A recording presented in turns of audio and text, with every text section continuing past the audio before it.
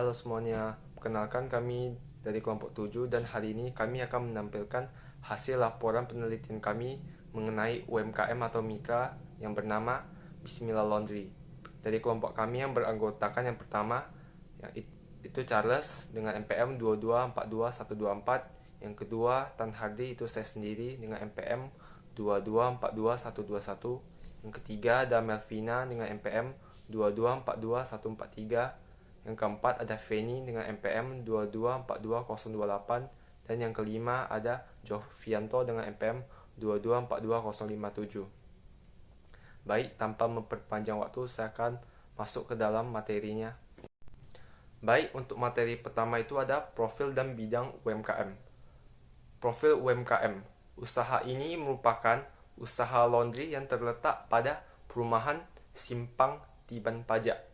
Nama UMKM tersebut bernama Bismillah Laundry. Usaha tersebut belum mulai lama, yang baru-baru saja didirikan. Usaha tersebut dapat dihubungi dengan nomor WhatsApp 0812 6835 1493. Dalam usaha tersebut terdiri dari 2 karyawan. 1 karyawan bagian mencuci dan 1 karyawan bagian menyetrika. Bidang UMKM. Bismillah Laundry ini merupakan usaha yang bergerak di bidang jasa cuci pakaian dan setrika pakaian. Bismillah Laundry juga tersedia jasa pesan antar. Pelanggan yang ingin mencuci pakaian dapat menghubungi ke usaha tersebut dan akan menjemput pakaian yang ingin dicuci. Setelah siap dicuci, akan diantar kembali ke rumah pelanggan. Sejarah dan arus operasional UMKM. Sejarah UMKM Bismillah Laundry awalnya didirikan pada bulan November 2021 oleh Ibu Rosda. Setelah 2 bulan berjalan, bisnis tersebut berpindah tangan kepada anaknya bernama Yasin sejak Januari 2022. Arus operasional UMKM Bismillah Laundry mulai buka dari jam 8 pagi hingga 10 malam. Pada pagi hingga siang hari, orang tua dari pemilik akan menjaga usaha tersebut. Sedangkan pada malam harinya akan dijaga oleh pemilik dari Bismillah Laundry sendiri. Baik, jadi selanjutnya saya akan menjelaskan mengenai pembahasan yang kedua, bab 2 mengenai list transaksi, neraca saldo, dan laporan keuangan. Jadi di sini usaha ini mereka melakukan beberapa periode, di mana periode bukan pada kayak akhir bulan, setiap periode yang bukan ini melainkan dari tanggal 22 sampai tanggal 21, itu kayak Januari 22 sampai 21, Februari, terus 22 Februari sampai Maret 21, dan seterusnya. Jadi di sini ada beberapa transaksi yang ada sebelumnya, itu kami minta mengenai transaksi yang ada di dalam sana, terus kami ringkaskan kembali atau rangkum kembali menjadi seperti yang bisa kita lihat, itu bisa ada pendapatan, biaya, terus ada biaya lainnya dan sebagainya. Terus bisa kita lihat ada total setiap akun-akun yang ada. Nah, selanjutnya itu ada neraca saldo, di mana yang bisa kita lihat neraca saldo ini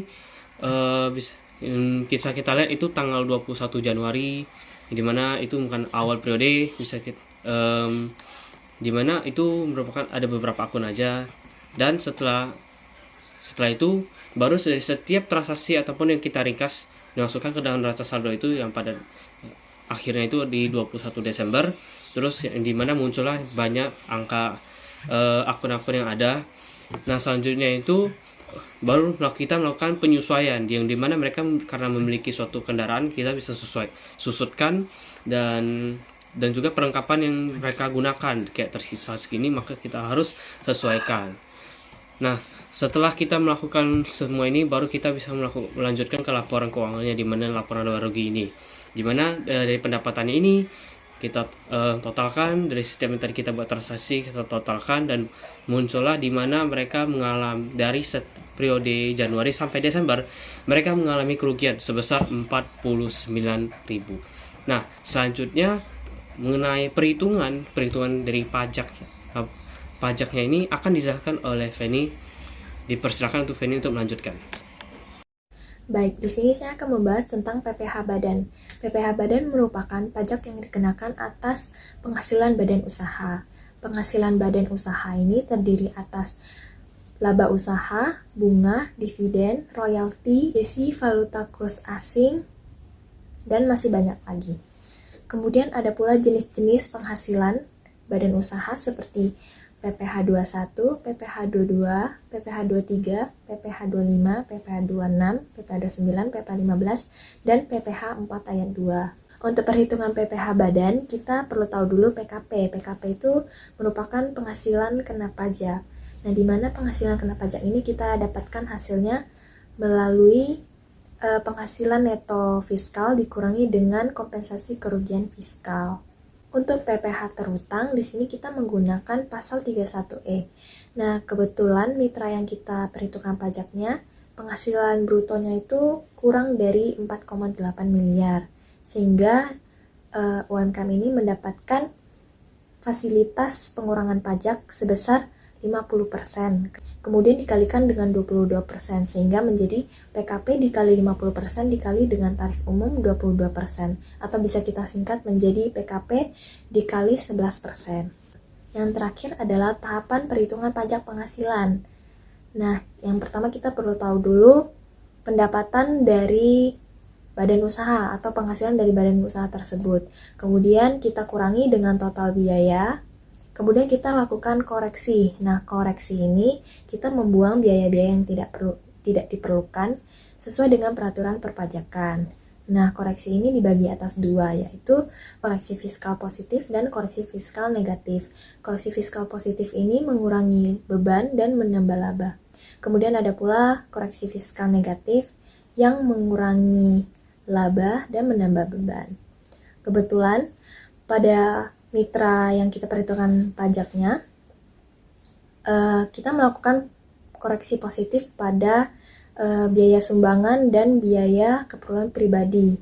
Kemudian koreksi fiskal negatif pada beban penyusutan. Kemudian jika kita dapati penghasilan setelah dikurangi beban-beban, biaya-biaya, itu menghasilkan hasil yang negatif atau rugi, maka nilai kerugian tersebut dapat kita kompensasikan ke tahun pajak berikutnya selama 5 tahun berturut-turut. Pada mitra ini kita mendapatkan PKP-nya sebesar 15 jutaan sesuai dengan layar, kemudian PPh terutang setelah dikalikan dengan tarif, kemudian kita dapatkan PPh 25. Nama saya Julianto. Sekarang saya akan menjelaskan bagian kesimpulan dan saran.